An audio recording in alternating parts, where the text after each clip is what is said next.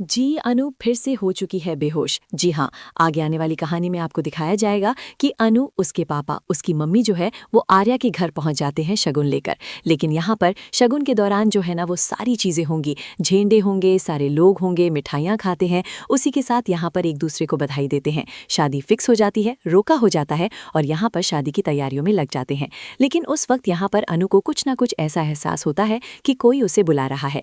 यहाँ पर पुरानी चीज़ों से क्लिक होती है। उसके अलावा यहाँ पर उसको एक फार्म हाउस का भी यहाँ पर जो दिमाग है उसमें उसको फोटो क्लिक होती है उसके, और कहीं ना कहीं यहाँ पर गायत्री जी को भी लग जाता है कि कुछ ना कुछ तो हो रहा है, क्योंकि गायत्री जी के साथ भी कहीं ना कहीं ऐसी चीज़ें हो रही होती है। उस कमरे से आवाज़ आना फिर से स्टार्ट हो जाती है।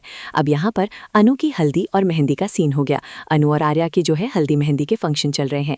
गोपाल जी और पुष्पा के अलग अपने यहाँ पर सीन है। पैसों को लेकर के वो अपनी बेटी की शादी में बहुत कुछ करना चाहते हैं, लेकिन कुछ चीज़ें ऐसी है जिसकी वजह से उनका दिमाग खराब हो रखा है। ये चीज़ें ऐसी होती है कि भाई साहब यहाँ पर आर्या के बारे में एक गलत चीज़, यानी कि आर्या की जो हकीकत है वो लोग जानते हैं, उसे यहाँ पर बताने की कोशिश की जाती है पुष्पा को और उसी के साथ गोपाल जी को। तो इस चक्कर में वो लोग परेशान होते हैं कि किस तरीके से आर्यवर्धन से उन सब चीज़ों के बारे में बात की जाए।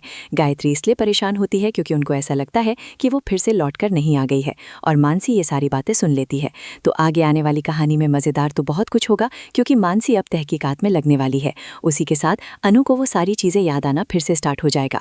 तो अब यहाँ पर उसका क्या रिलेशन है और उसी के साथ यहाँ पर वो किसको नुकसान पहुँचाएगी। शादी होकर जब आर्या के घर में आएगी तब अनु किसे नुकसान पहुँचाने वाली है, ये तो आगे वाली कहानी में पता चलेगा।